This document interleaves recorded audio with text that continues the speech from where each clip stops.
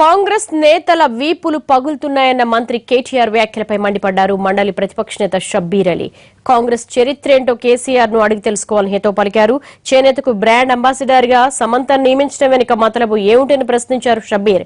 సినీ నటుడు నాగార్జునతో ఉన్న లావాదేవీలతోనే సమంతను నియమించారని ఆరోపించారు. తెలంగాణలో వైద్యం పడకేసిందని హెల్త్ ఎమర్జెన్సీ పెట్టాలని డిమాండ్ చేశారు షబ్బీర్. నువ్వు ఇంకా రాజకీయంలో బచ్చా ఉన్నావు.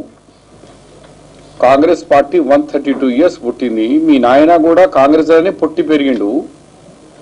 ఈ కాంగ్రెస్ పార్టీ వీపులు అని చెప్పడం నీ అహంకారం బాగా పెరిగిపోతున్నది.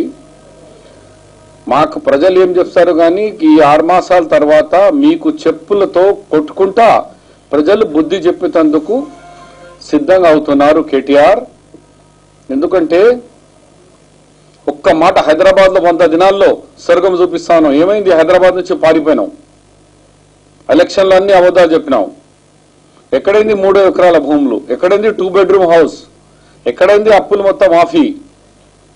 దాంతో సహా మీకేమైనా సిగ్గు శరం ఉంటే ఈ సిరిసిల్లాలో నీ నియోజకవర్గంలో ప్రజలు ముఖ్యంగా చేనేత కార్మికులు ఎంత ఇబ్బందులు ఉన్నారు, ఎంతమంది ఆత్మహత్యలు చేసుకున్నారు, వాళ్ళ గురించి ఏదో కొత్తగా నేను ప్రమోషన్ ఇస్తున్నాను చేనేత హ్యాండ్లూమ్ సారీస్ కు హ్యాండ్లూమ్ బట్టలకు అని చెప్పి దానికి బ్రాండ్ అంబాసిడర్ కూడా ఒక తెలంగాణ అమ్మాయి దొరకదట.